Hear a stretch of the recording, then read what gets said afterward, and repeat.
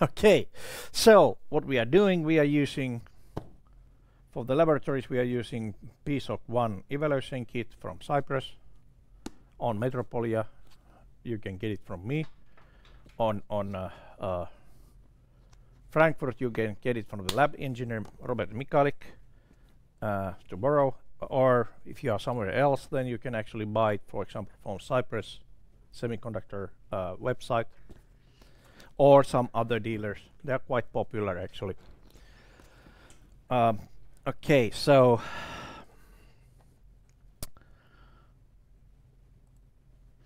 basically what we are going to do today, we are going, or I am going through some tips how to actually work on the this environment, programming environment, and you should be actually doing the exercise 1. There's a link on the web page to the template. Okay, so the template was down on the sensors chapter, exercise 1, programmable system on chip fundamentals. But before starting to work on that environment, let's take a look at what I want you to return to me and how to return.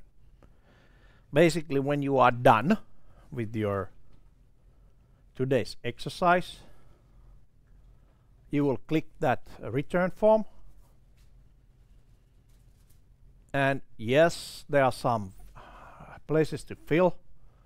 Okay, email address, any working email address will do. This is for your own good, since actually then you can also have a copy of your return yourself. I think it was also there, maybe.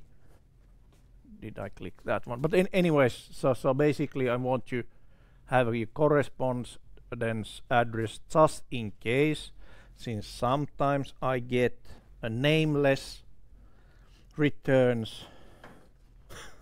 Yep, and with the nickname on this form. So I really need to know who returned that sheet or returned the exercise in order to give you any points. So that's why there are required fields. Then also, of course, click on the exercise number, 1 to something. Those might actually change a bit. Then 2 links. One link is link to the report, and actually that report is the compressed compressed project files. So you take the project directory of that design tool, compress it, put it somewhere, I don't care, anywhere which gives a link to the compressed file. Dropbox will do, Microsoft Cloud will do, Google Cloud will do, as long as I can open it. Okay, that's the first place to check that it's anyone who has the link can open that, whatever you have on behind. Okay, preferably on those, use the tools that Metropolia provides you. So either Metropolia provided the Google or Microsoft Cloud. It's up to you to decide which one. They work exactly the same for this purpose. Okay, so that'll be the link. And as I told you earlier, if the link does not open, then I cannot give you a grade other than -1. And next time when it can be opened, that will be on the bottom. So if you otherwise would get 10 points, you will get 9 points because of that. Then you can actually, there's another one, there's good point also to lose 2 points.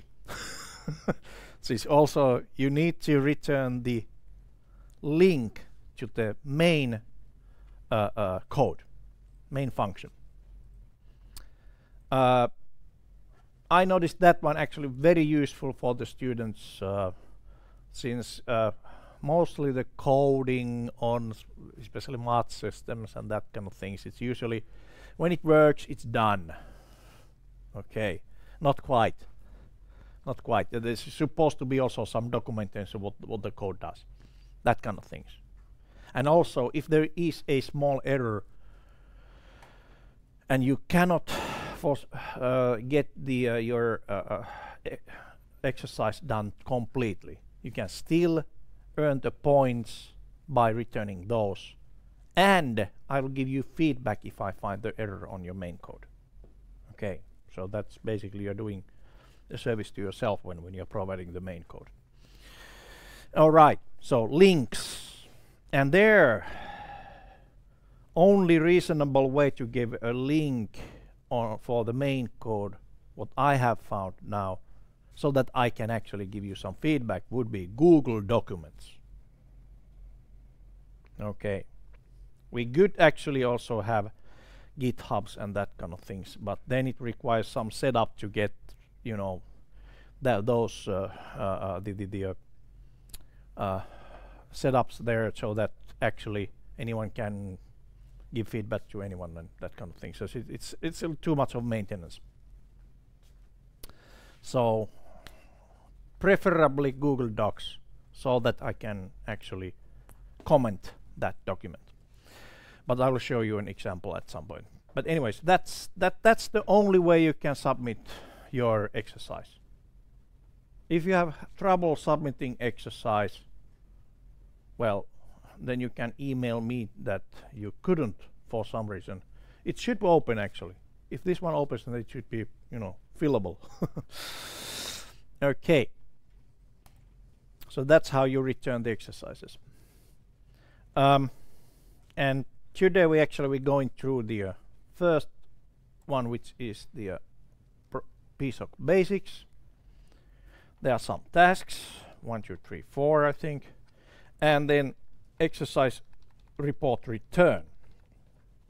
And it says here it's a piece of project files, zipped,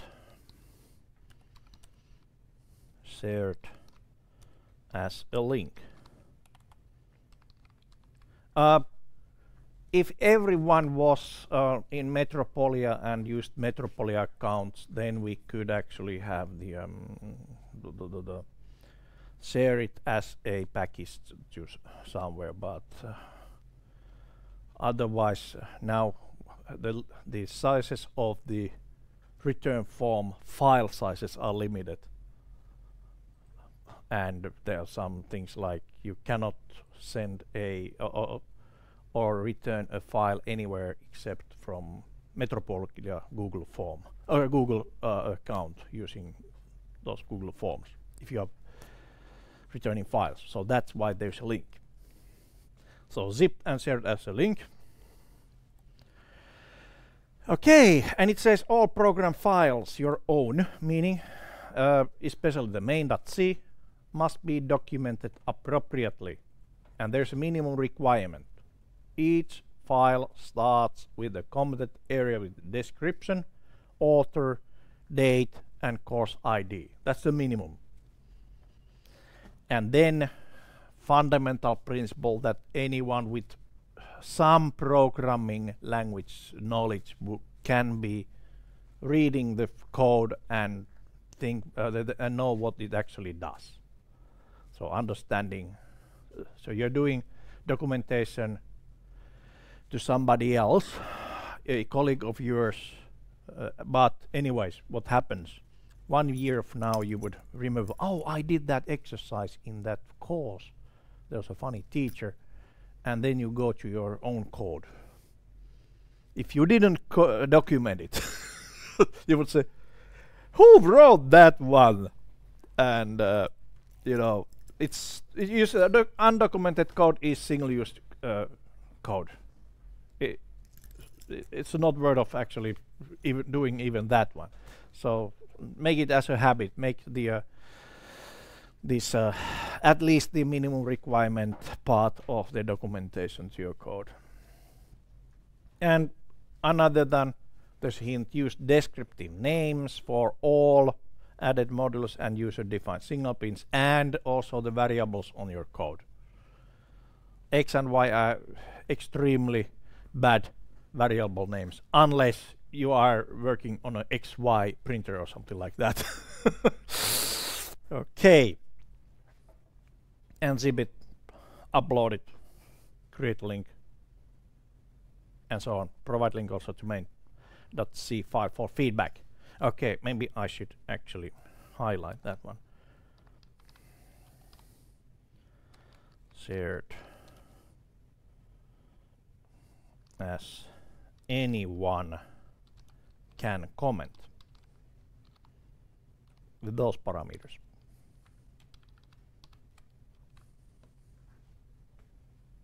And that's very important. Okay.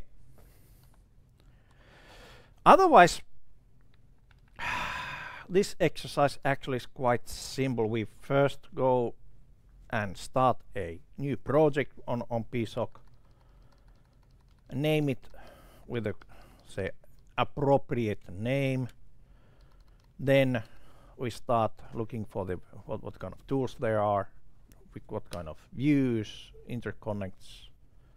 There are a couple of questions here. Those questions are only for you. So if you want to save this one, go to your favorite Google account and make your own personal copy. I don't care. Sharing is caring. You can make your own personal notes based on this template. And then basically we go through the application editor, building a project, and how to program the device and test it.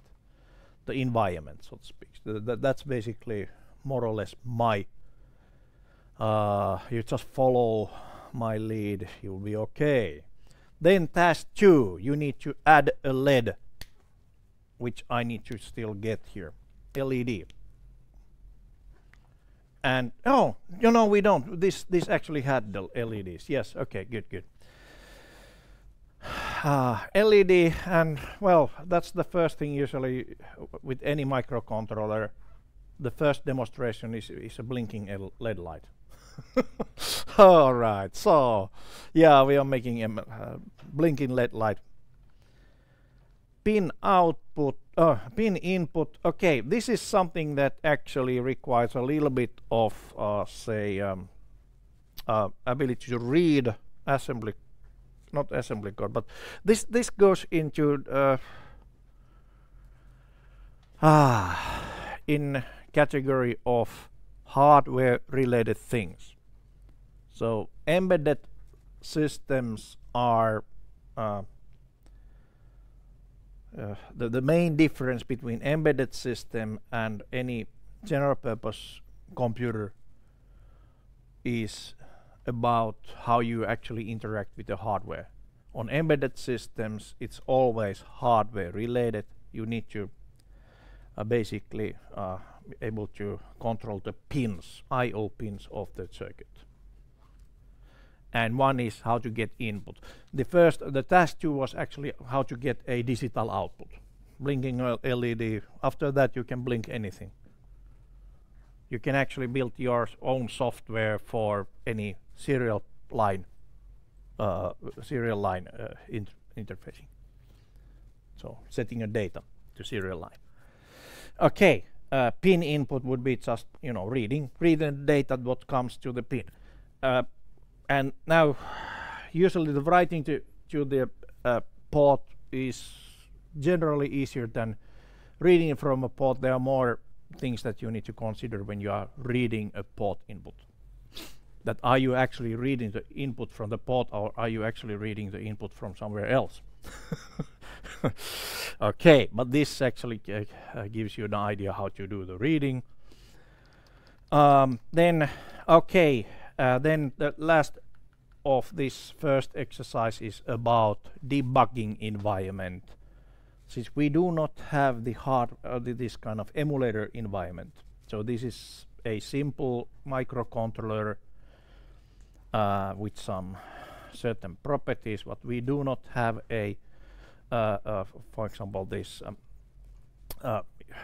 emulating environment where you can make breakpoints to the code and just run into that one, and this kind of better, higher,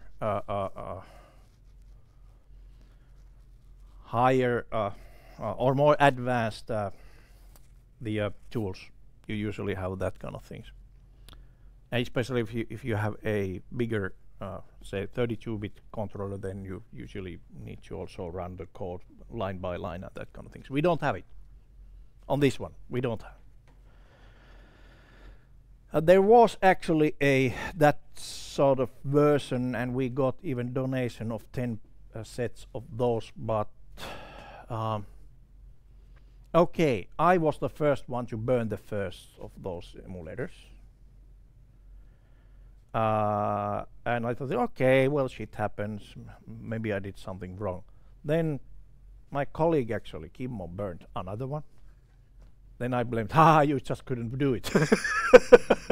But then on my first week, 3 more actually burned on laboratory without any reason.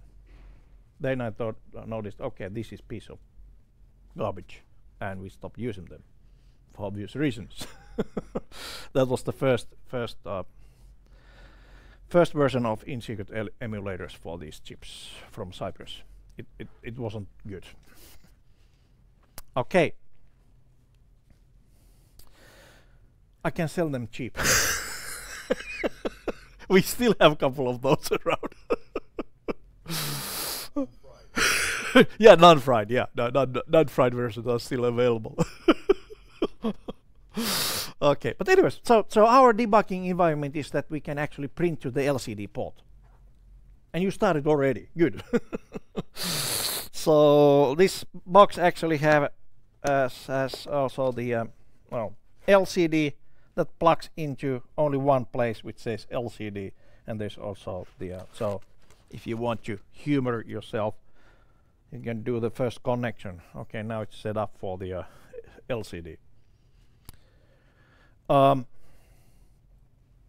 Okay, but anyways, let's go and take a look at the environment. And fundamentally, when you have done all the exercises to your one single project, then you are done. You compress the package, put it somewhere on the online that you can provide a link to anyone, and then basically take that main.c, make sure that you have all the required documentation there, and then share the link so that I can comment. Yes, you have a question?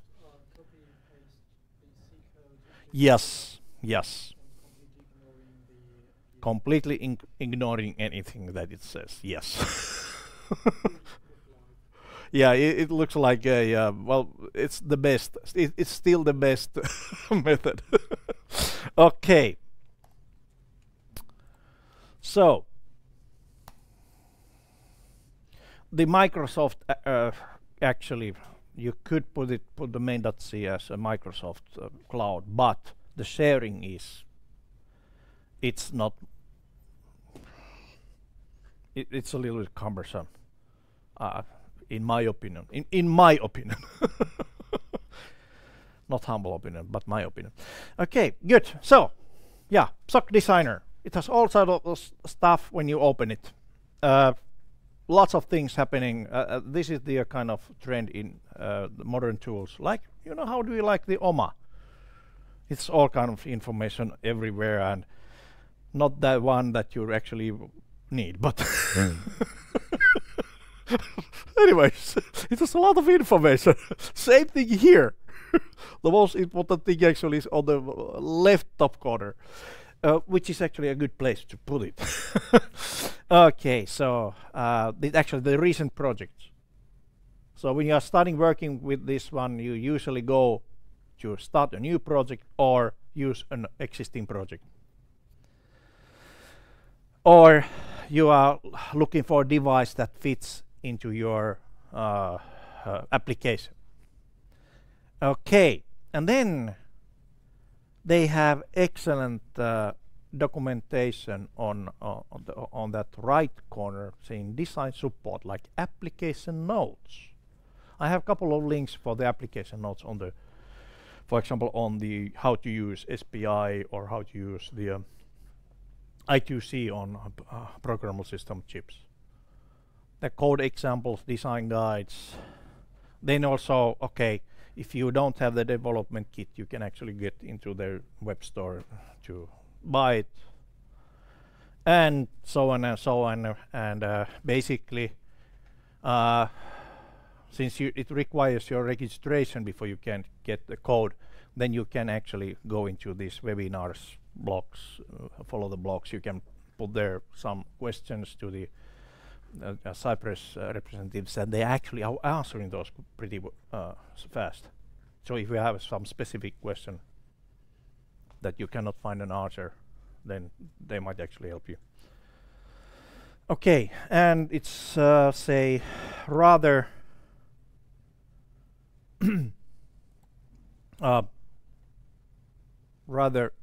say vivid community. There's just a couple of samples of the community. When you log into it, like log into your account on Cypress, then you can see the community discussion groups and that kind of things. Okay, a left low corner, especially for those who are learning themselves how to create your first project, how to create a new project, and that kind of things. They are actually there. I think they're YouTube videos and that kind of stuff. Good instructions. So this is also self-learning material. That's the way I learned to use these.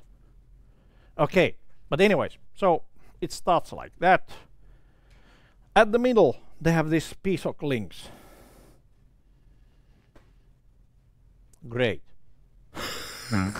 so the middle of the tool is for a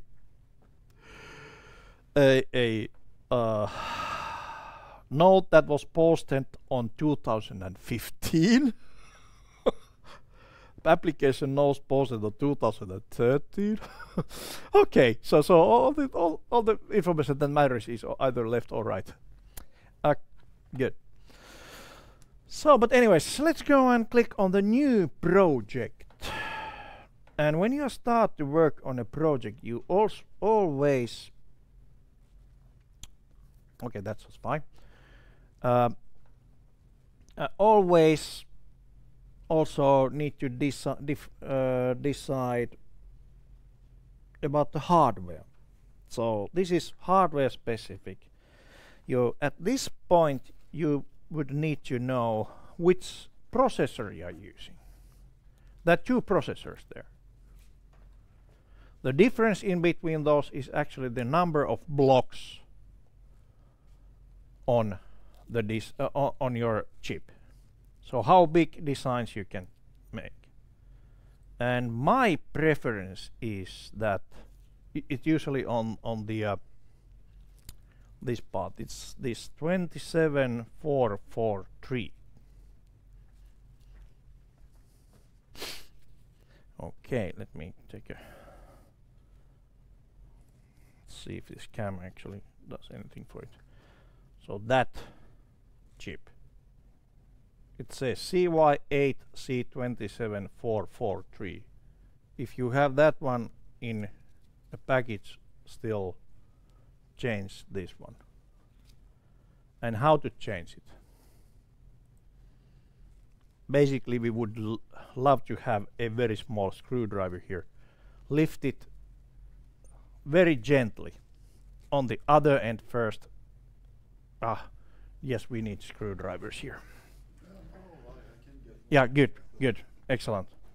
So not with the hands. If you force it, then it actually usually bends the legs, and then you can bend the legs only once.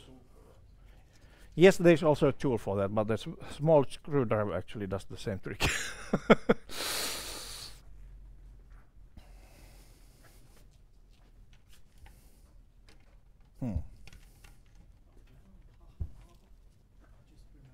Yeah, you have that one, yes.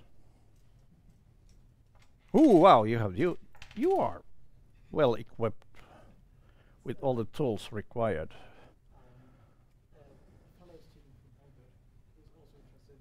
Oh yeah. Uh-huh. Yeah. Okay. But anyways, so the chip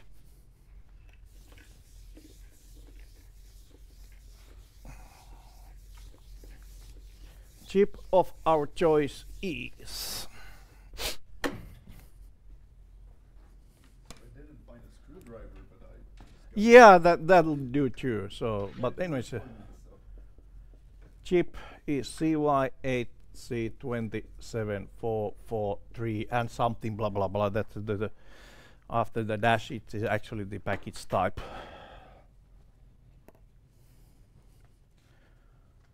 All right, so let's change that. Meanwhile,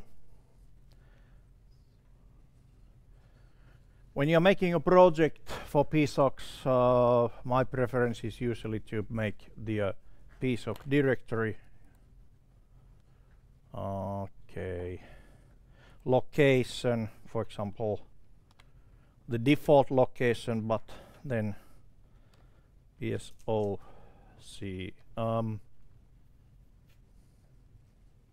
projects is a good directory location. Huh? What does it do? Oh, it actually, oh, it didn't find, couldn't find, alright, so basically what you need to do is, no, there. Where's documents? My documents, make new folder, PSOC, oops, projects. This you need to do only once in your own computer. And then, okay, name of the project. I would prefer if you actually put there your, for this course, put your own ID. For example, my login ID is Antti KP. And then, what did I tell in my instructions? How to name it. It was task 1. Like Metropolis ID. SD means the initials for this class, so it's sensors and devices. Sensor and interfaces. Okay, oh, SD. Or sensors. And then exercise 1 or E1. That'll be just fine. That way it's easier for me to even from the since I will be unzipping your files. Okay, it's easier for me to then to do the assessment. So the naming of the project.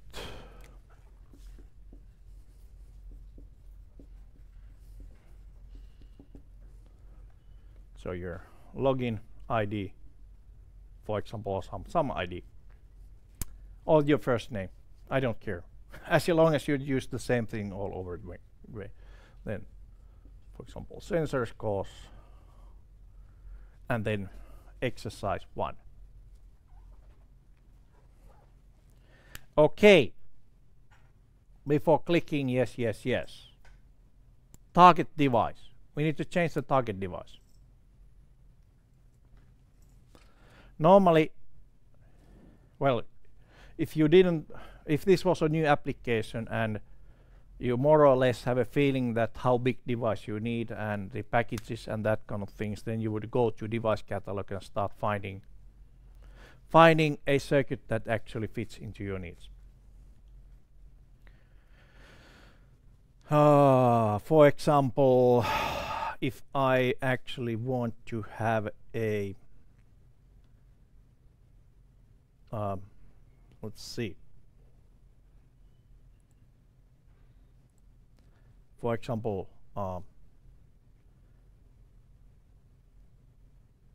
6 analog blocks. Oops. So those are the devices that have 6 analog blocks. Okay, and if you want to have a USB,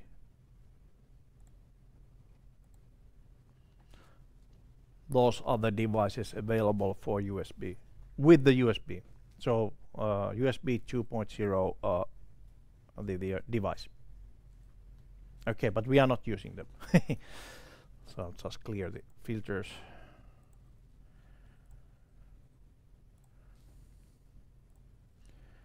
And I'll just select my chip 27443. Part number. Where's the 27?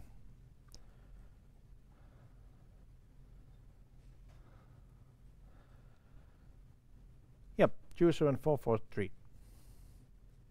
PXI. Yep, that's it. Well, the those 4 letters can be different because that's just the package. The chip is exactly the same inside of the package. For this designer, it doesn't make any difference which of the packages you select. These are the most important, since this actually defines what is inside. Okay, and you would use that 27443 because I tell you so. Good enough reason, right? That's a good reason. Actually, when I'm checking the exercises, then I also, use the code directly on my platform. Okay, so I don't want to go and, switch these devices, every time I get different kind of processor there. Okay, so then you just click OK. Another selection you can actually have here is if you want to really want to use assembly code, good luck. You can use the assembly code even if you do this. It's just a selection of which code is the main. Okay, but C is better. It's all right if I do it in assembly. Yeah. Yeah. Do you really want to do assembly? Yeah. Okay. Remember the first rule of assembly code. Every single line must be documented. And I'll be watching where's the tabulator. Are you still sure you want that? Yeah, yes you can. Yes you can. Okay. I'll just show you one how to how to create a project. There are 3 selections. We are starting now from the scratch, meaning that a new project, but you can actually clone an existing project. Okay, for example, if you start with a smaller device that you eventually need, you can clone this project and select a different target device and continue your design there.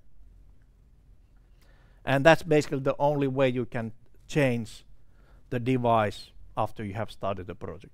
You have to clone it too and use another device. And yes, we can also start by cloning an example project. That might actually work if you are doing your self-study kind of thing, but here we start with a new project. Click. A lot of things happens. Yeah, you agree this.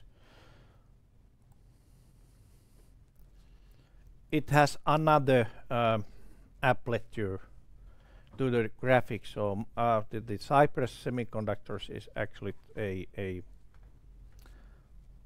integrated circuit chip developer. Everything else, like these tools, they are bought from somewhere, and that as this Cypress, the PSOC designer, they have built more or less themselves. But for example, the graphics viewing is from Adobe, that package. Okay, and the compilers, they don't have their own. They have either ImageCraft or some other compilers, but they bundled in this free tool. Okay, so that's what this chip looks inside. On the top half, there are, so these are the digital blocks, and on the left hand side those pins can be used as digital input. So these here are actually pins, port number and which pin. And on the right hand side actually is the digital output. And well, fundamentally the same pins.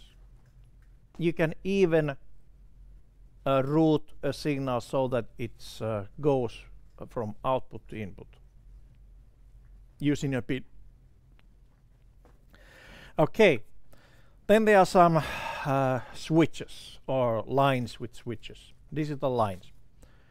And these actually are the vertical lines here are each bit on odd ports or each bit in or the even ports. So you can actually connect a, for example, port 0 any pin to corresponding pin in GIE, even port, or port 0 or port 2 would go into this 8, and then the port 1 can be connected to any of these. Okay, so there are some limitations. So for example, if you want to use both port 0 and port 2 as digital inputs at the same time to those blocks, you cannot, since they are using exactly the same global input line, the line. Okay, and basically right, and these lines then can be connected into, okay, by nibble. So for example, there are these raw inputs, only 4 lines to collect the raw inputs to these 4 digital blocks. So there basically you have a multiplexer you configure to whatever lines you need. So that raw input 0 can be actually row 0 input 0 can be connected to either global input even 0 or 4 or GIO 0 or 4. Okay. So those are the input rows. This is the broadcast row. So basically if you need one signal to selection of circuits, you will actually connect it using the row broadcast. So that can be connected in a broadcast sense. Okay, so that's the input part. Same for the outputs. These blue lines are each of them actually are in 1 bit on a nibble that can be then connected using that global output lines on the right hand side to those corresponding pins. Okay, it looks a little bit complicated, but when you get hang to it, it's actually quite flexible kind of thingy. Much less restrictions than any other microcontroller environment. So practically you can, well, it comes with the complexity, of course. If you have a chip that you have those pins and these digital blocks that you can use in universal way. Okay, it comes with the there's always the other side of the coin. Adding complexity increases complexity. Okay, great. That's my philosophy. Yeah. Okay. Then there are these feedback lines actually. So these lines are used to have internal connection from, for example, from this global out even 0 to global in even 0. So corresponding input line. Sometimes you actually need those kind of things. There are some special the configurations where you actually need them. But fortunately, most of those are already predefined configurations. You don't need to worry it otherwise than not to change anything. Okay, but anyways, you can feed back some of the digital information into corresponding lines there without using any pin. Okay, down below, analog blocks. Two kind of analog blocks. These top blocks, ACB, means actually analog continuous time block. And so basically those are traditional operational amplifier circuits with some switches for all kind of stuff around. But anyways, the operational amplifier is working continuously. Okay. But then we also have these switched blocks, AS. There was even some difference between ASC and ASD. I don't remember what was that one, but they're still both of the ASC and ASD kind of blocks are both switch capacitor type blocks. Have you heard of switch capacitor technology? Okay, that's how you make a variable resistor by using only switches and capacitors. Simple. Two switches. This is the fundamental principle. Then you have a constant capacitor. Okay, this is input, that's output. Switch that one, you will get some charts going this way. Okay, and then basically open that one, close this one, you'll get the another chart depending on the voltage differences going that way. So what it actually means that the switching frequency is controlling the conductivity of this circuit, meaning it's a frequency controlled resistor, adjustable resistor by just using the switch. So that's the fundamentally why we have this kind of switch capacitor things here. So what you can do with this kind of basic structure is you can make integrator. By default, it's already integrator. Or yeah, so you can basically, since you have a capacitor, and if you have some current, it starts integrating the current and building up the voltage. Okay, simple. Then using the okay, if you have done some analog electronics, your share of it. I know that in Frankfurt they have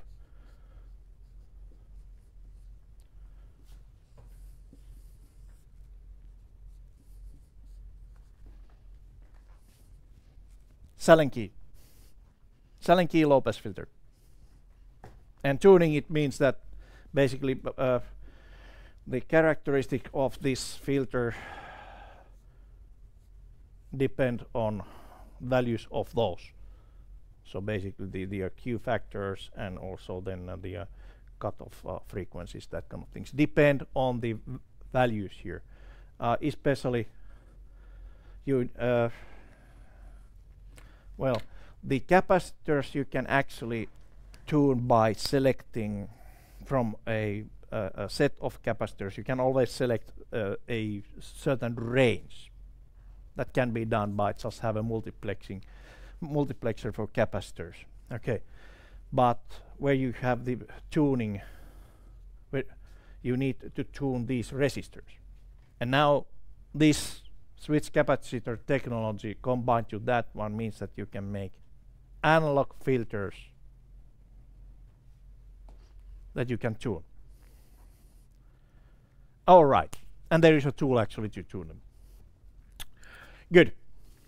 So technology is there on the blocks. So there are continuous time blocks that it's basically just amplifiers, that kind of things.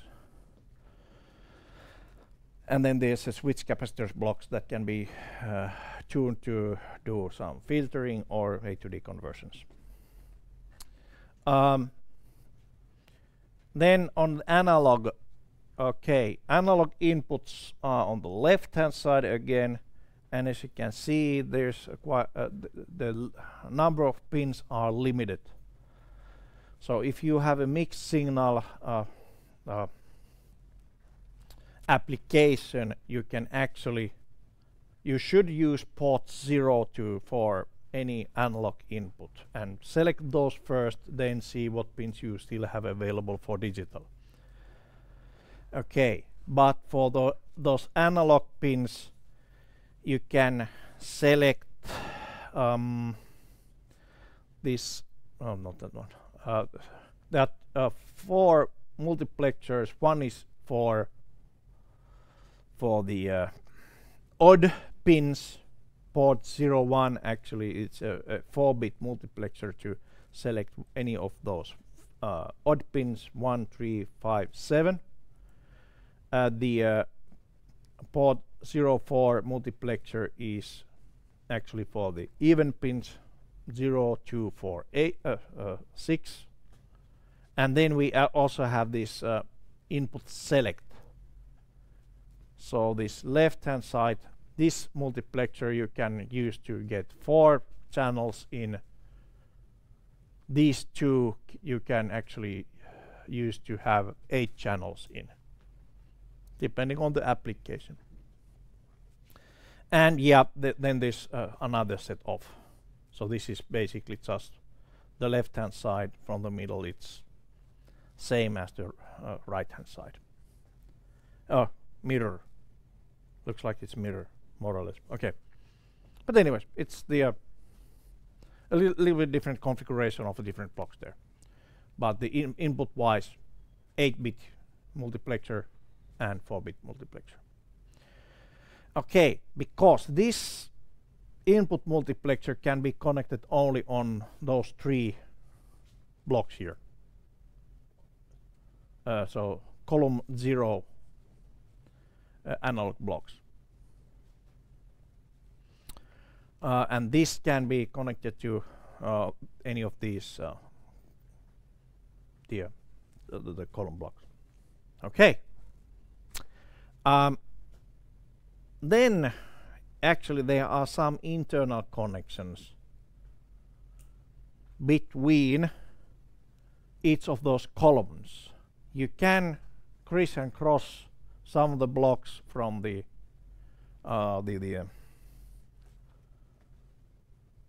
okay, some of the blocks here use the output to connect it on the left hand side.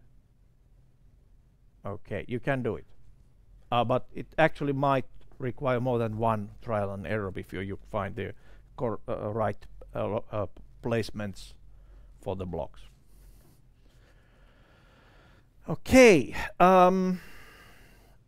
but fortunately everything is done with the graphical tool, so there's very little room for errors. Okay, then what else do we have? All right, so we have actually these clock select lines. They are for the analog blocks on this chip. You have 2 select lines from the blocks,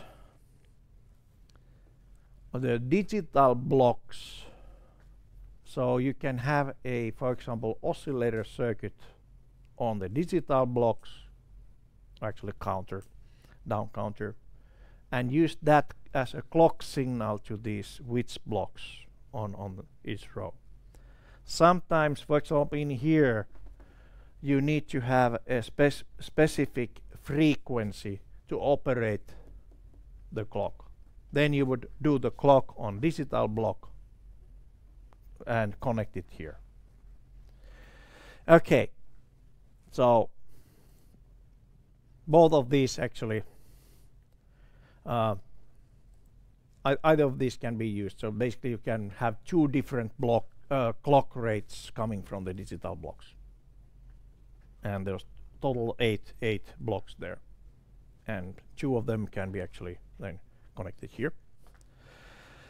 Okay, but there are also, then what is the clock that comes in each of those columns depends. Okay, so all of those columns have one single clock which is selected here, analog column clock 0, and there are 4 different places to select.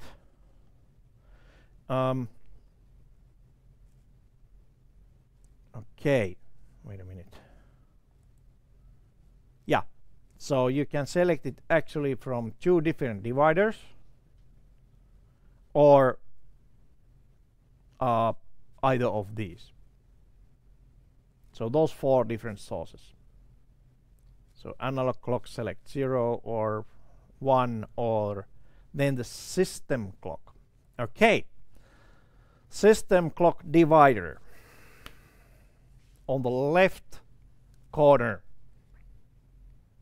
we have a winner on the left corner, somewhere there. Let's see. The global resources. Do I have the magnifier lens? No, I don't have it here. On the left-hand side, there are the global resources. So basically, the MCU has some settings that define how it operates, and for example, the CPU clock, how fast the CPU is running. Most of the chips have 24 megahertz internal clock. Some devices actually have 12, but not too many. That's one of those, you know, the datasheet informations. But anyways, CPU clock, for some reason, there's a 3 megahertz default on this chip. I don't any reason why to use anything else than the system clock, but anyways, well, it's just fine. What would be the reason to run a processor on smaller clock rate? Can you less average power, yes, yeah, right. And, yeah, less emissions. Yeah. Building on the breadboard, you will have definitely. Yeah. Higher frequencies may have actually some problems which you have a interconnecting with it. Yeah. For those reasons, but well, yeah. Who would? On the power consumption level, basically, how to do the low power consumption? You don't operate slow, but in sprints. As fast as possible means that you are spending very little time on doing it, and the rest of the time you should be sleeping. Yeah, that's the way to actually do the power consumption kind of thing. On the other hand, if you have faster clock rate, then you also have more power consumption at that point that might actually do some radiation that way. So lower speed can actually affect or would be better on the electromagnetic interference, but not on power consumption. It's quite opposite. Yeah. Okay. So, well, but anyways, we can leave it like that. It has also internal 32K, big K. So 2 to the power of 15. Yeah, 2 to the power of 15 hertz, meaning that you can put such a simple 16-bit divider and to get a 1 hertz clock rate. This accuracy is not that great. From Yeah. what I remember. Yeah, you don't make a real-time clock using that one. But you can also use external clock for that 32. Yeah. And external clock which doesn't require tweaking of your code. So for debugging you would need, or developing you would use your internal clock, and then for the real device you would buy that 2-cent crystal to run the real-time clock. Okay. PLL mode. Okay, you can actually tweak that 24 megahertz signal, the clock rate to 48. That's that's phase lock loop kind of frequency doubler, if needed. I haven't found a reason for that one yet. It's actually used on these USB devices for the high speed, but I haven't used those. Okay. That's the best resource of all. Sleep timer. You can actually make quite easily the system that goes sleep using sleep timer. It wakes up the processing automatically. You just put it for sleep for a while, and then it wakes up when the sleep timer interrupts. Okay, then we have 3 different dividers, VC1. So basically that gives the frequency of VC1, which is okay, which can be used as one of the clock sources here. Okay, VC1 or 2. So VC1 signal is actually system clock divided by the number, what is told there. So currently it's VC1 divider is 16. VC2 then has an input from VC1, so it's another divider. So 16, number 16, so it's 5-bit. 4 bits is 8, right? I can't calculate anymore. 16 values. It's 4-bit. Okay, yeah, yes, it is. Yeah, okay. Yeah, correct. So 2 4-bit dividers, VC1 and VC2. Then VC3 is yet another, but that's 8-bit divider. And basically for that VC3 you can select even the input, so it doesn't need to be on the same divider chain, but you can use the system clock directly. You can actually, if you enable this that PLL mode, then you can have the system clock times 2. So 24 megahertz device, you can tweak the 48 megahertz signal here and divide it, for example, by 3, which you cannot otherwise do. Also some other odd number. Or have a very slow that would be a 4 plus 4 plus 8 is 16 16 bit divider if you put those in cascade. Okay, but anyways, those are the general clock signals that you can use most of the places. So the sleep timer, it has its own settings, 4 different settings. So it's 1 hertz, so waking up once in a second or 8 times a second or so. And these VC dividers are actually then used for various kind of applications. It means that you don't need to use digital blocks to do the clock division. You can use these. Okay, and system clock source can be internal or external. It has the tuned drivers to drive these crystals directly. Okay, and system called disable, no disabling. Okay. These analog things down below, don't worry about those yet. We will go through those on when we are going through this analog A to D conversions, since those are basically defining the span and where the reference level is for the analog circuits. This is unipolar system. You cannot put negative voltages as input signals, meaning that you can only have the positive biased signals, and the analog circuits are designed for bipolar signals. So how you make basically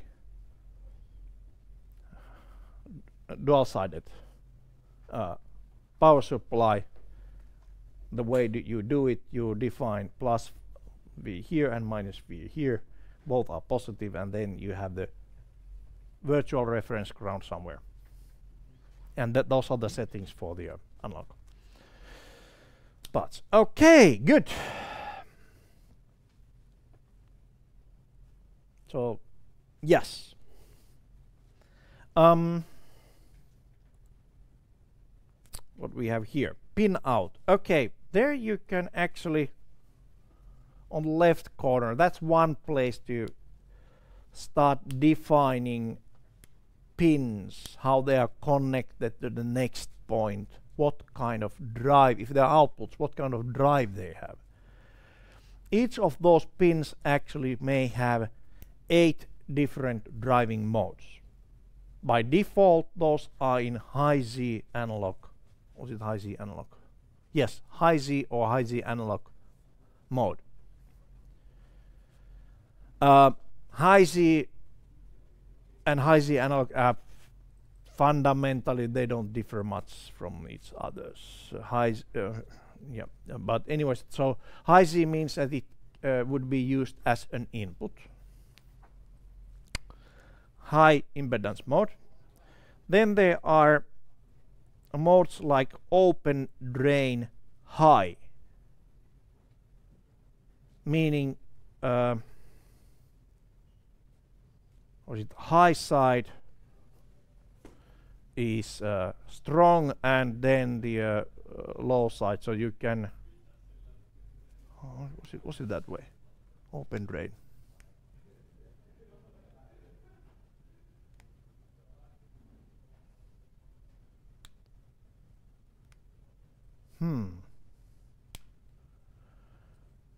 Okay, yes, it must be like that, so that it's either connected to high or left open. So meaning transistor on high end. That's plus voltage, and then it can connect basically it can give current to the device or pin, but it actually or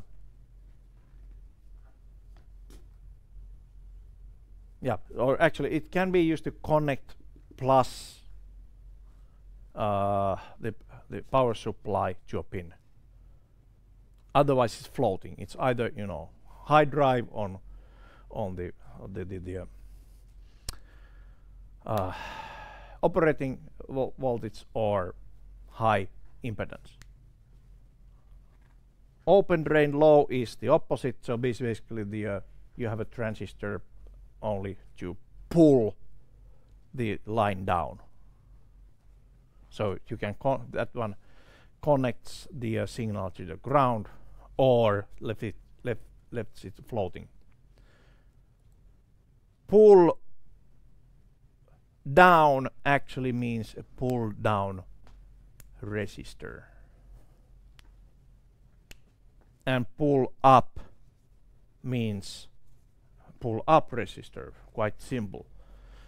For example, where you can use these is if you on as an input.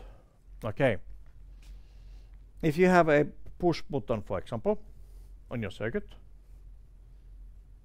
and high side push button plus 5 volts, and you want to use that one to connect to some circuit, you need a resistor here to pull it down.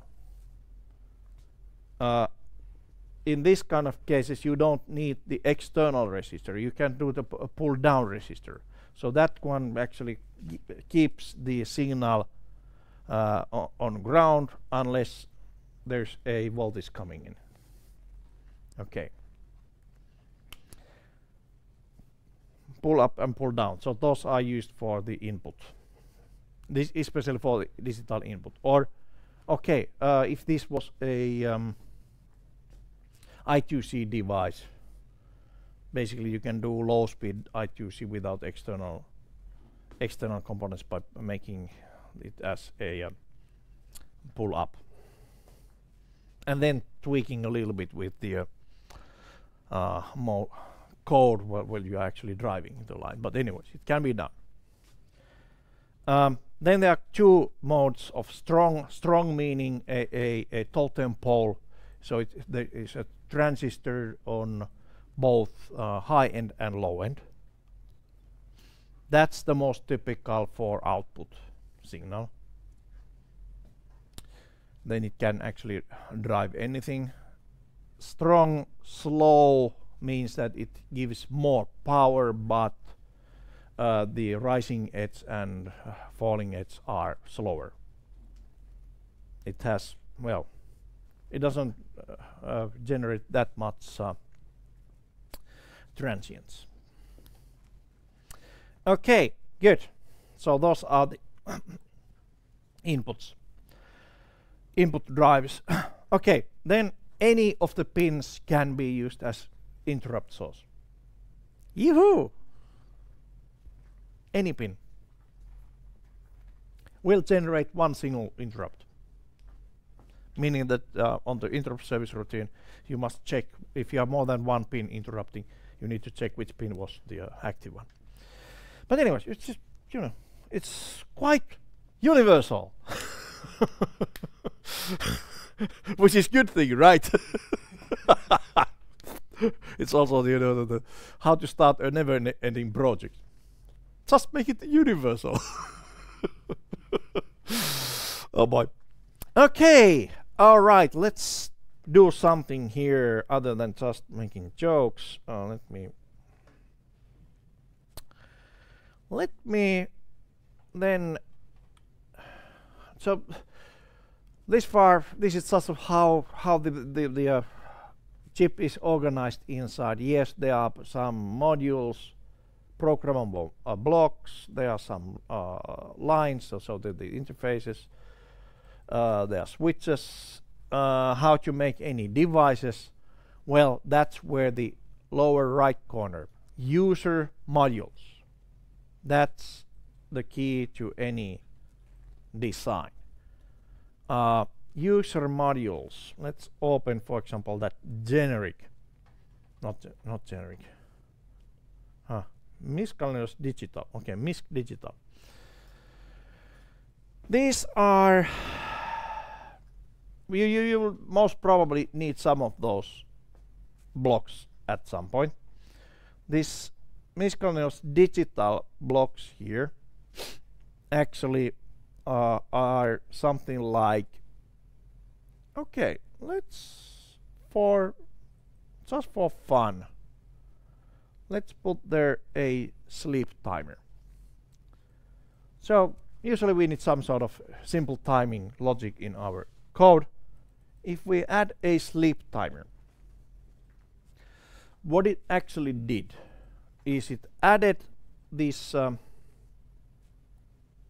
sleep timer block into our design. So inside of the loadable configurations, there's this user module now called sleep timer 1. Okay, and on opposite side the sleep timer settings.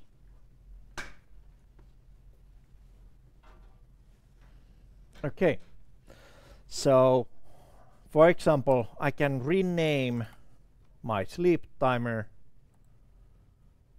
and then the only parameter what I can fill here is the what is the size. So basically this is the divider size, and I don't any reason to use any less than 4 bytes. It doesn't make the code any longer practically if you use that 4-byte divider, since basically this divider actually is a software divider. So what is the biggest count you can put there on the sleep timer that it would sleep? The biggest number, 4 bytes, so that would be big enough. So it's 32-bit. Yeah, big enough for most of the applications. The real divider, sleep time divider, is actually one of these global resources. For example, there you can select 64 Hertz. Okay. Now I have a sleep timer on my design. How to use the sleep timer? Well, the next step after you have added anything on the design, you actually go and click not generate build, but the generate configuration files.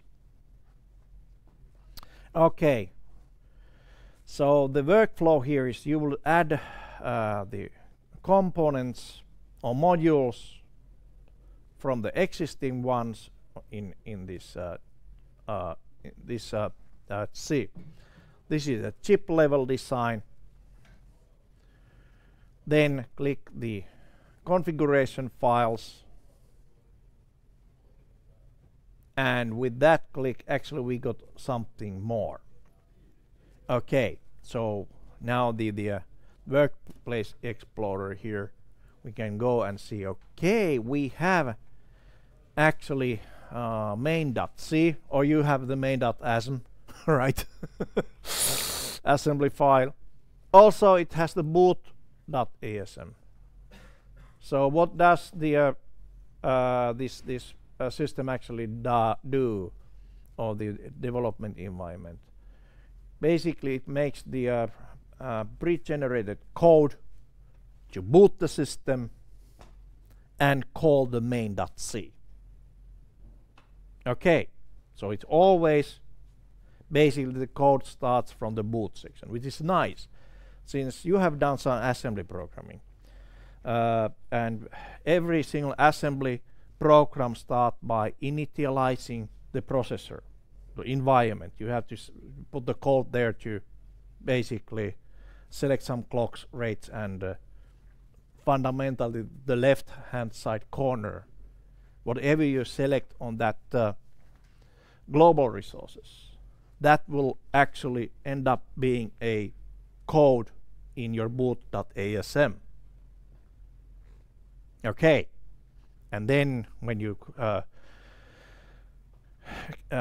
build the project, basically it makes this downloadable hex code that you can program the chip basically to run the boot code first and then call the main function. Okay, so if you ever thought about why in the earth in C programming we call even the main program as function, it is a function. Okay, anyways, what else that clicking actually did? It also gave a selection of library source files and corresponding header files. They are, and those are assembly code. Yeah. So all the software libraries here are actually when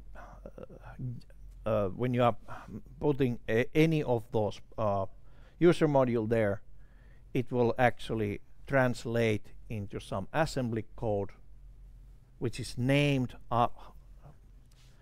after whatever the name on that block is.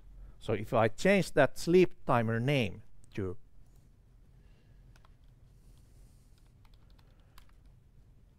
food timer and click the generate configuration files, now I have the block name is food timer and the corresponding library assembly files are food timer.asm.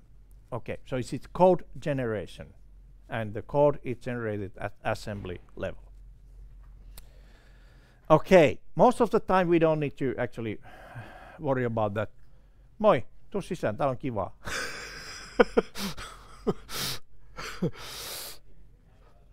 Okay, so most of the time you don't need to touch the assembly code, but yes, you actually sometimes you do need. Okay, so food timer, and then basically now you can actually go to your main C routine and start calling those functions. Whatever functions you put there, all the modules already are, the header files are already inside of that one, sock api.h. So those function prototype, which is quite important on C programming, that you have also introduced a prototype of the function before using it. Those are already there. So all what you need to do is actually write the user code on that place where it tells. So what did I tell you about the minimum requirement of documentation?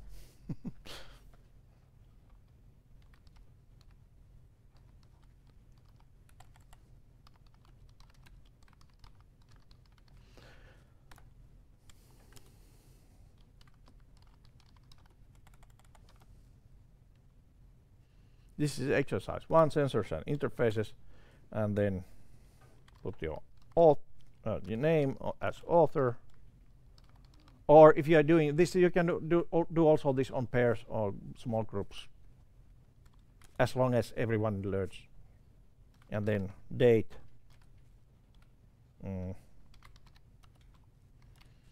So this is then, after these markings, it's your property. Your intellectual property. That's how you claim them. Okay, then anything what you include here will be actually executed eventually. All right, so actually I added a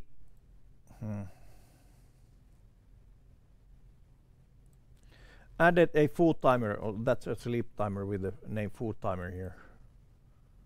Oops, I didn't want to go there. You can have a nice data sheet of that one.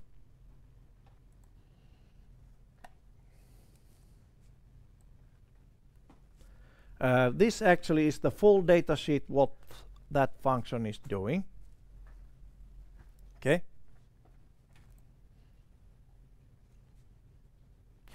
And with the application programming interface, and also what I like the best is example code, sample code. So sharing is caring, so that's nice that they have actually shared some of the code that say 99% of those sample codes are actually working. But not all. Seriously, there's some you know, maybe unintentional mishaps. Anyways, one way of working here would be just to copy and paste the sample code here. There you go.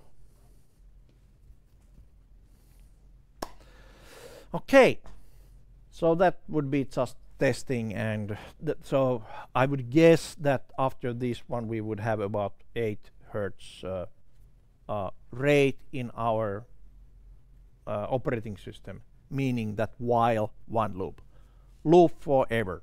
So what this one actually does now,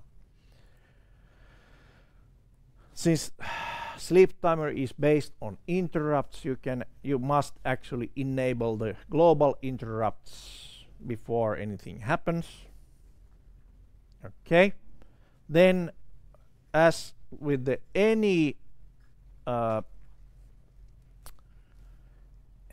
module, you have to start the module, configure your module, and if there's an interrupt based module, then you have to enable it.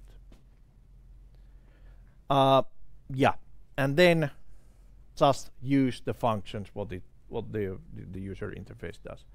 The fundamental problem with copying and pasting is that you should also think what you are doing. Now, how many of you can see why this wouldn't even compile? You see it? I don't have my glasses on. Oh, okay. You are not watching. Okay, what is the problem? Fundamental problem here? Different clock rate. Hmm? Different clock rate. No? There is no return. No? More obvious. It comes with a syntax error. Yeah, like this, because the fail line, No? another line 9. That's our module name. Full timer module name, and we are calling sleep timer. We don't have sleep timer, we have full timer. Now you remember it. That's the most common error what you make when basically you are taking the sample code. Yep. So everything actually is named after that module.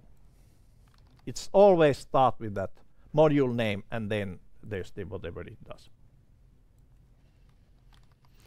Okay, and these samples are always done for the default, not even the default actually. The default for that the sleep timer was sleep timer 1. Okay, so you need to either change the name of it on the chip design or calling the correct correct function. Okay, so that's it, and now it would run, although this is a little bit dumb since, well, we cannot actually see it running.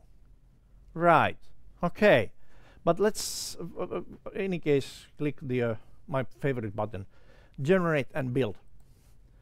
So generate and build does the generating of these interface functions and the code, and then it compiles all the files, and then it links the files, and it also from the linked file it generates the downloadable code to the platform.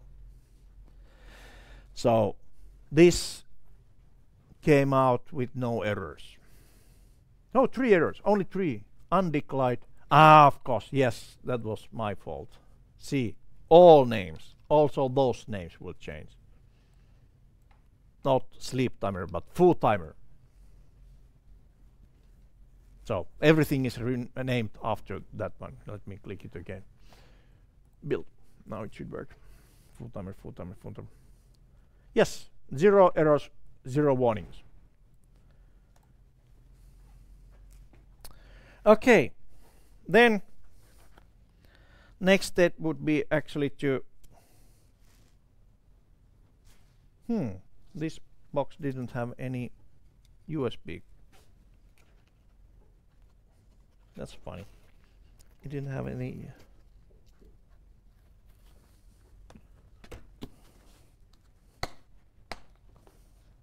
Yeah, better.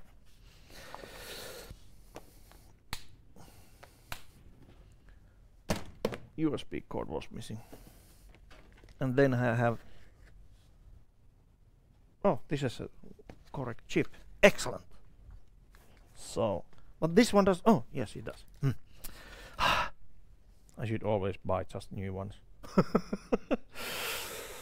Annual donations.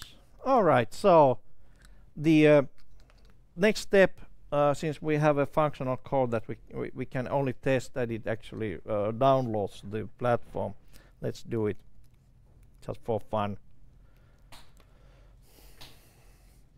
All right, that goes to the USB port. There is a chance that you need to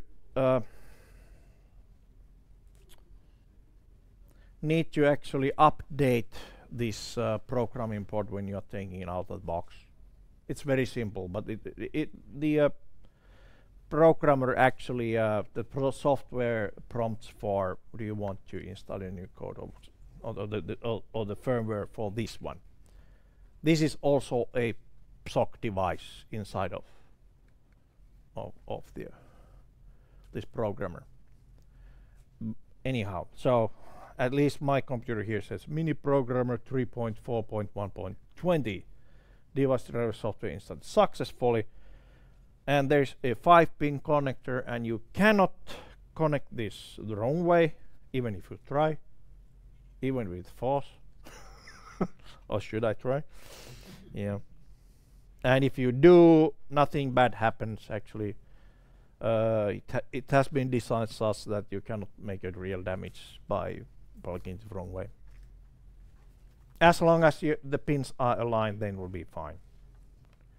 Okay, so next step would be to program the device.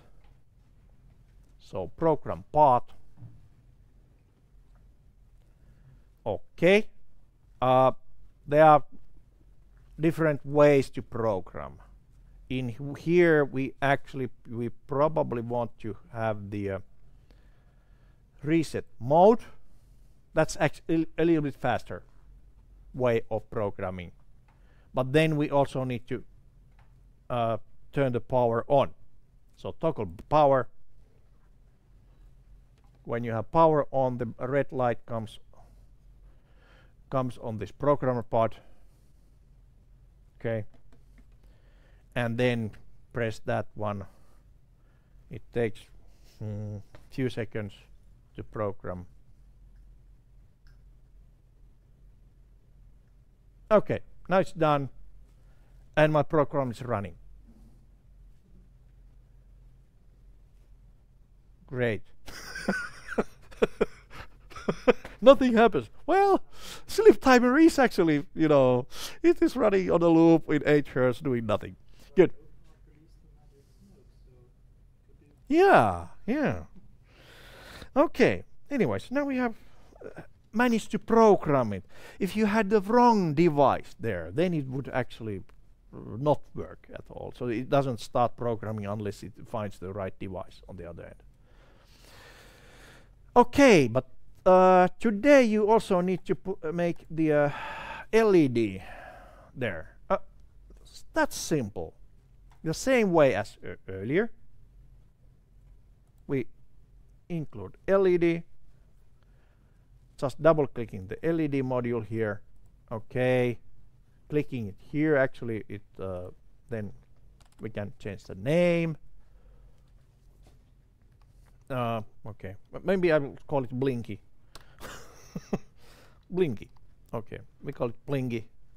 Now we can select the port pin and drive. Okay. So this chip has 3 8-bit ports, and this board has 4 LEDs. So by some wire you should actually be able to connect one of those pins to one of those LEDs.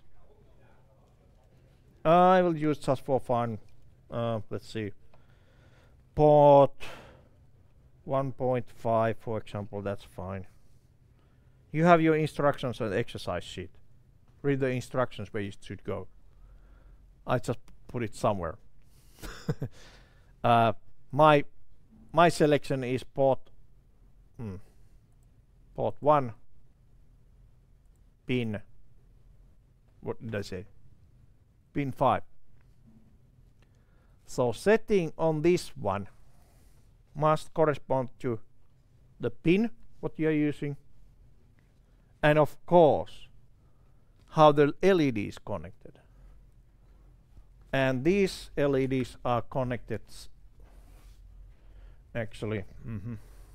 So that's your port X, Y, and then basically there's a connector. Then there are these LEDs with current limiting resistor down to ground, meaning that basically this drive active load does not work. Active low meaning you can draw it down to ground, not push any signal up. So we changed that one to active high.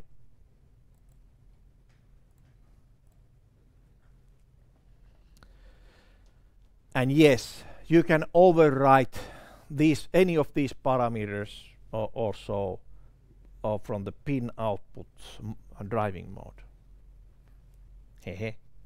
Or by software later on. All the pin settings and that kind of things, all settings shown in this picture are software configurable. So these modules just give you easy access to the physical thing is what there is inside of the device, but it's this code that tells what to do, so you can overwrite everything by your own code. Okay, so port 1 pin 1.5 is now there, named Blinky. I will generate the configuration files, look at the main.c, and we can put basically the Blinky, and datasheet window already have that one there. Let me see, I probably want to also include some of the Blinky code here. Blinky start. First command is always the start the device, no, almost always. Then basically we can turn this Blinky on, switch on, and then inside of the loop Blinky invert. That's a function. So that flashes. And now the flashing rate is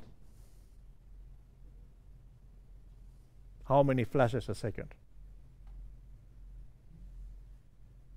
If I have it inside of that forever loop. Our forever loop actually runs on 8 times a second. How many times LED blinks?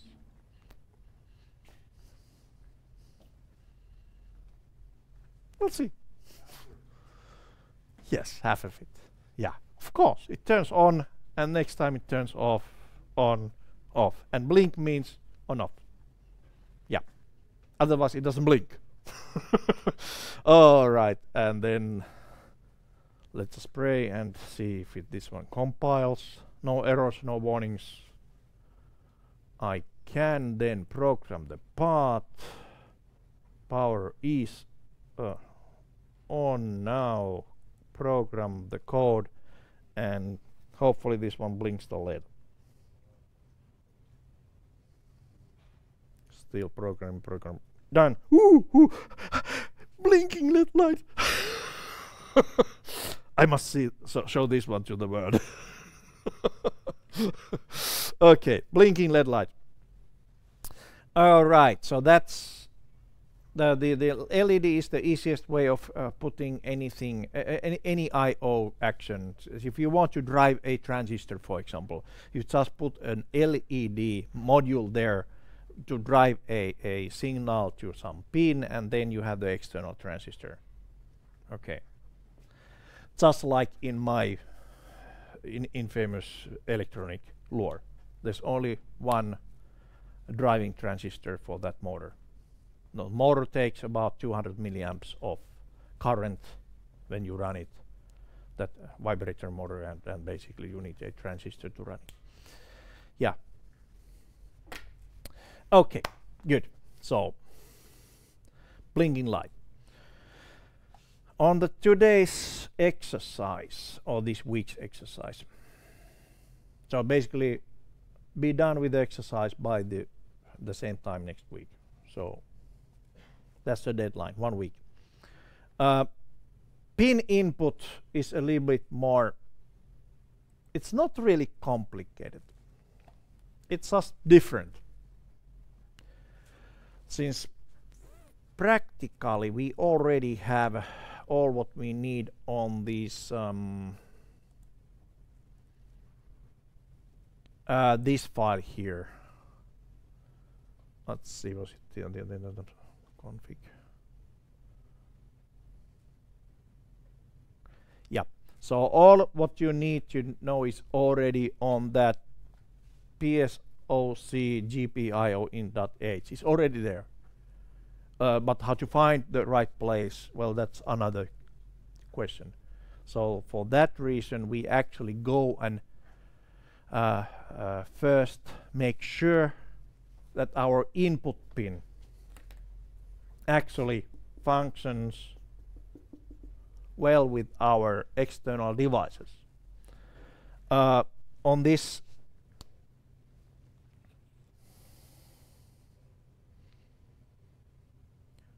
board here, there's a switch button. There's also the reset button actually, but on the lower corner, oh yes, it's the lower corner, lower right corner, there's a switch button and input for it. This one actually is connected to +5 volts. Okay, so that is our switch 1. In order that one to work, you need a pull down resistor that keeps it on 0 until you press a button when it gives the high input. So basically for the input you need to make this one of the pins, the input pin, actually a pull down mode. Or you can add a resistor, external resistor to the circuitry. But anyways, you need that one. This one itself, it doesn't work. It's just a connector. It's just wire. Okay, so how to make that one? Let's go back to the chip design.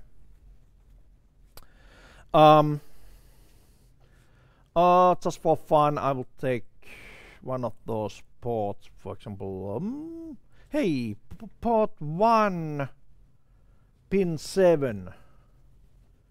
I can rename that port on the lower corner, call it button, just for fun. So that's the button. And that would be, type is pull down. In this exercise, we are not yet using the interrupt, so that's all the things we need to do. So we have a button with a pull down the drive, and if we just click the generate configuration files, what it did, it actually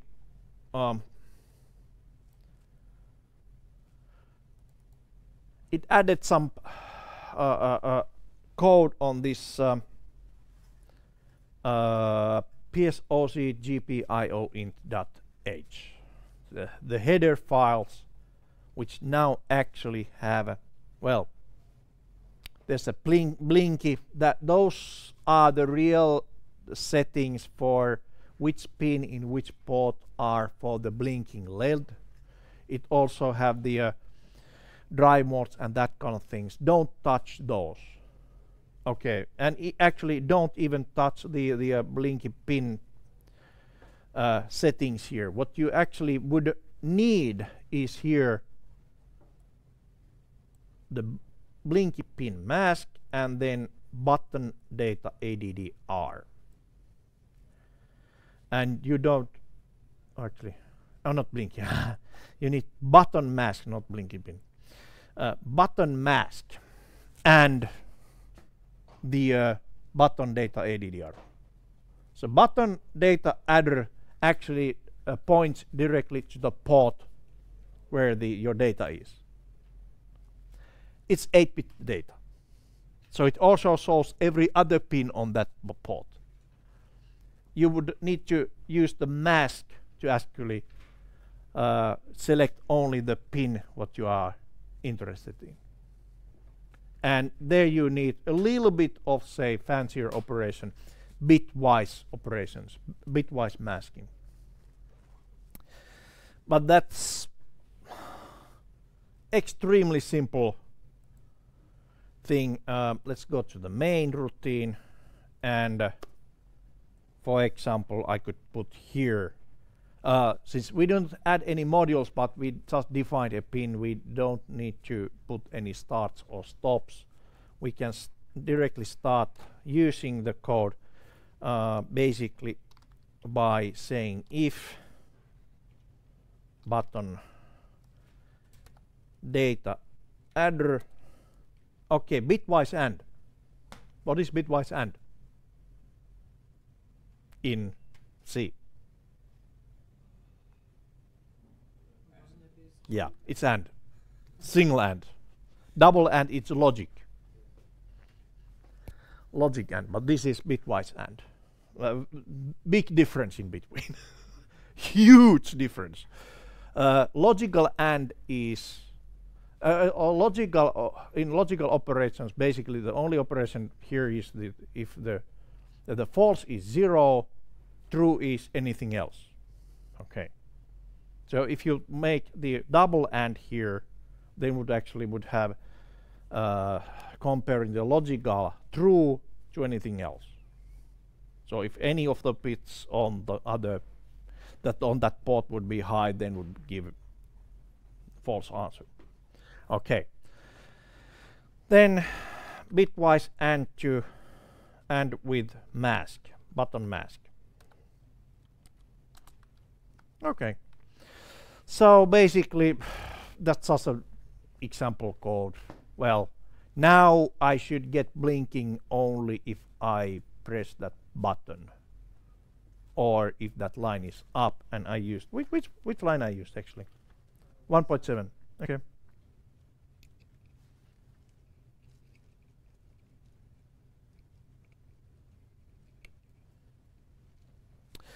Like that. So yeah, that's actually how you read the input data. You need that AND operation, mask, and the basically the variable where your data is. Okay, so couple of warnings. If you are driving a line, if it's an output line, and you would like to see the state of that output line, then this is not the right way to do the checking if the output line is 1 or 0. Because if you are driving a line, it always has a load.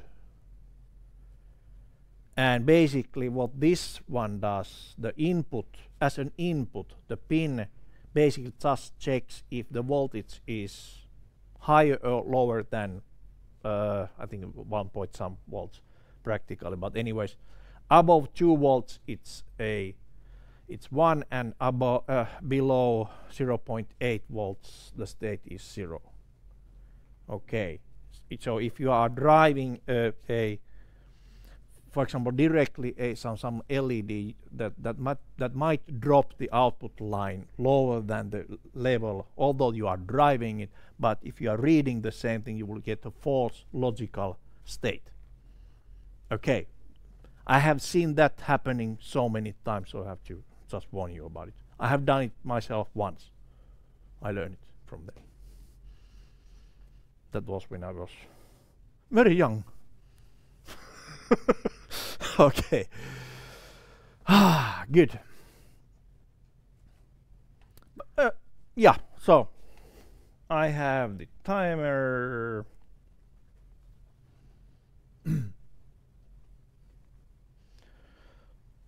Timer. I have the button. I have LED. I have no errors, no warnings. I can program the path.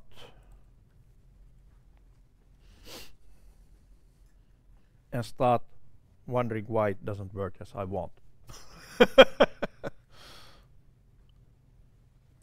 Hey! It might actually work. It's that LED light and it's now not blinking, but it's shining, so basically it's here. Blink is which one. So it actually, that's the state, and this one is probably running still at 8 Hertz. But I haven't pressed the button. If I press the button, oh, it's blinking. And if I stop, it stops blinking. Yeah. Yeah, it works. Good. So basically that concludes my today's lab tutorial. We went through quite a lot of those, bits and pieces, how the system works, and then a little bit of this, how to make the code. So let's review it quite just briefly. Mask. Okay, yeah. So basically this variable here, button data ADDR, is pointing into I/O port register directly. So that variable actually holds the value what is shown as for the port. Yeah, logical values, meaning high is more than 2 volts, low is below 0.8 volts, TTL levels. Okay, but this port is 8 bits. So it shows the whole, every single bit there represents 1 pin. And basically, this mask is just the defined value to use to basically mask that 1 pin. So if you then use the bitwise, and then it basically masks those other port pins down, forces those down, and then what is remaining is just that 1 bit. Yeah.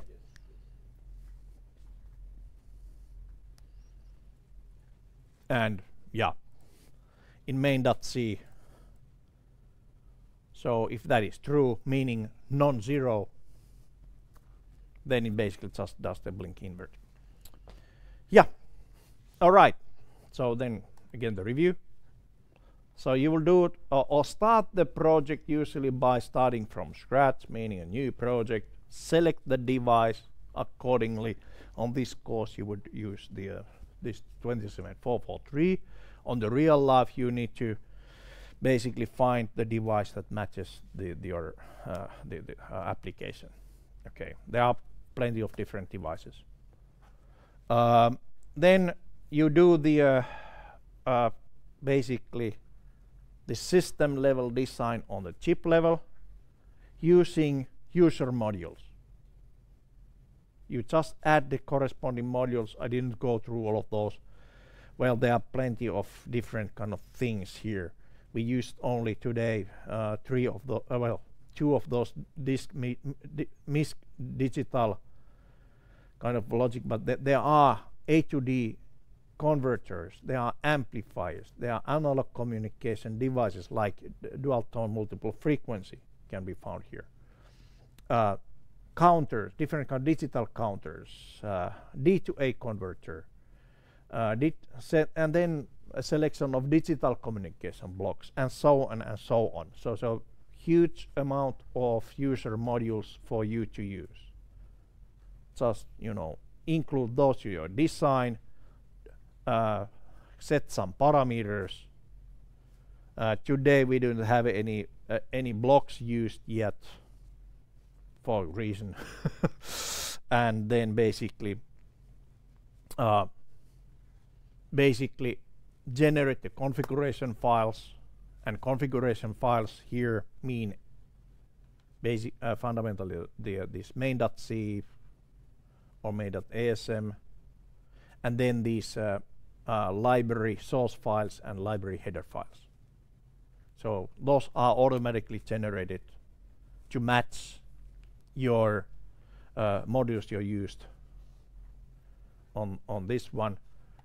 And then on main function, you always start by initializing the system, meaning you'll call the routines to start different user modules, put the configurations, and then you have your own main code, whatever you need to do.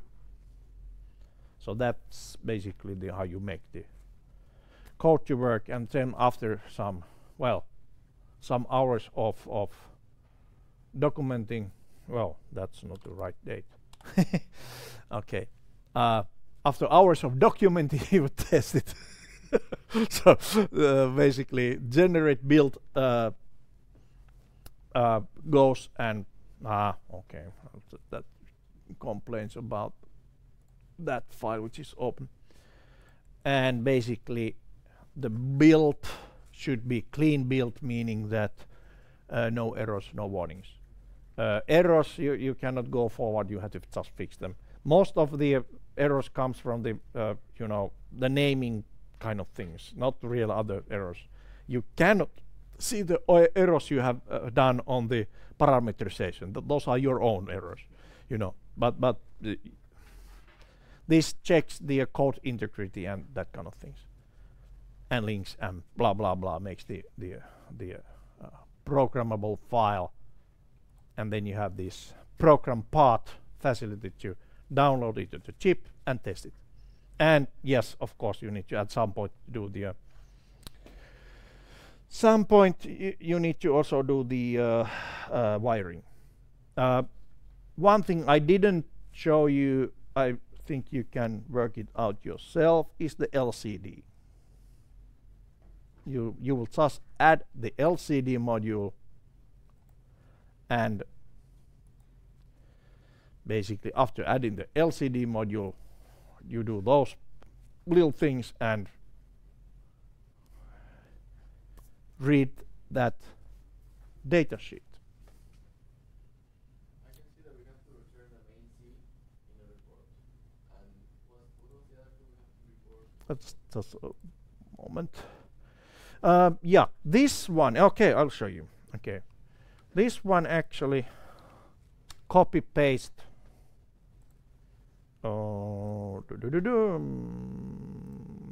Let's see.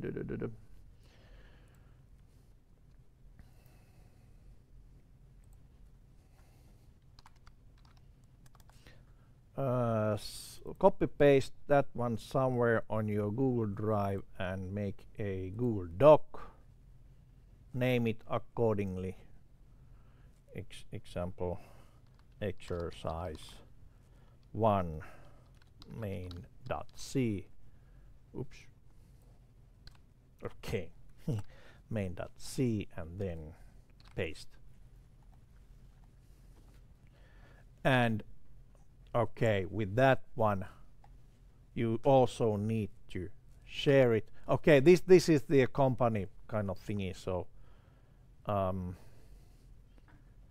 wait a minute. Where's the for commenting? And let's see. Why doesn't? Oh, I see. It's not full. Yep. Commenting.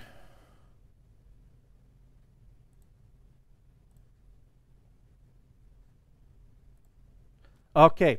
So if you are actually using Metropolia Google account, then that's just fine. just for Metropolia account can actually then comment. Or actually, if you are using your own personal account, then you click allow external, and this is the link you want to share. Okay, share it by the rules, you know.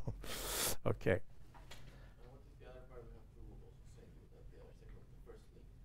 Okay, the first link is the project files.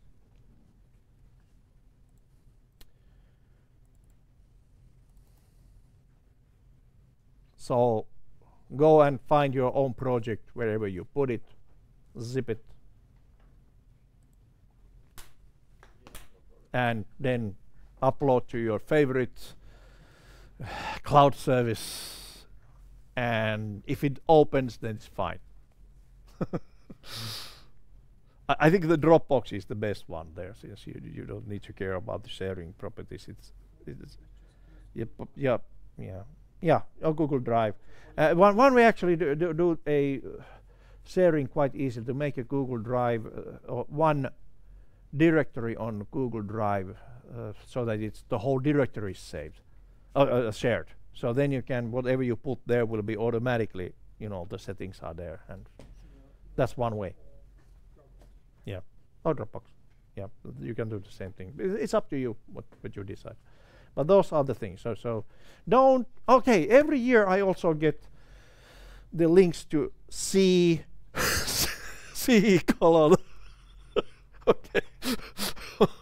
Seriously. Well, probably not with uses. There's so little number of students, but there's some links actually starting with C.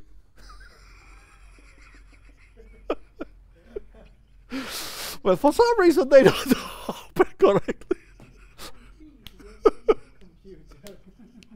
Yeah, why don't can it use us? Okay, sure. You don't want me to do that. Well, I cannot actually do that, but Kimmo Sauren, he's actually teaching practical attack and defense, so don't send them that kind of links to him.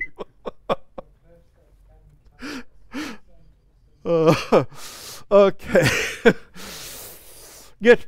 Anyways, so that's my part of the show. Now it's your time to do the exercise based on the exercise template, which tells you what to do.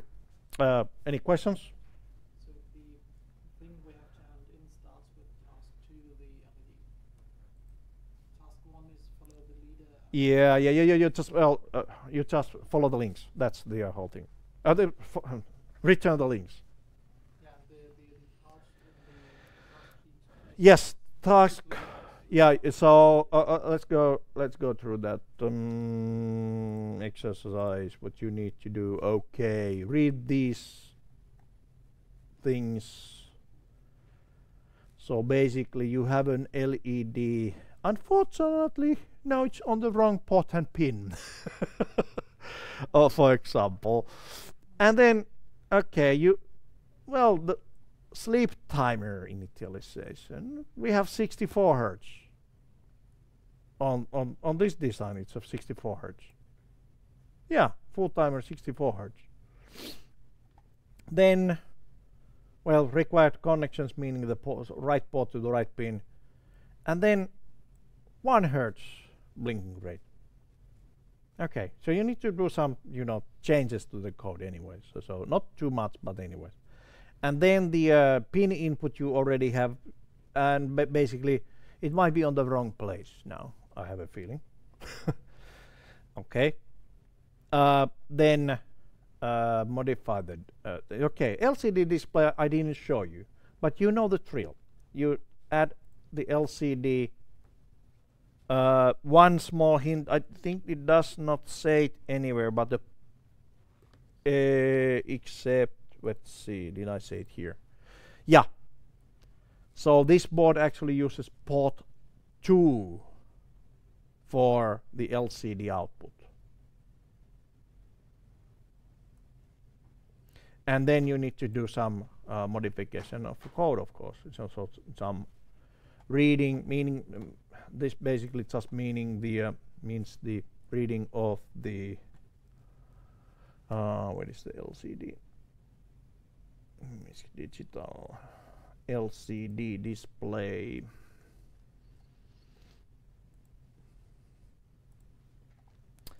Okay, reading the datasheet for LCD display. Okay, and those things in one project, C main file or assembly main file in your case, so that I can comment, link to that kind of thing, and then compress the project folder, move it somewhere on the cloud. That's the another link, and then you are done. And deadline is next Wednesday 9 o'clock, so you should be done before the entering the next one. Good. Thank you for your attention. Welcome back next week.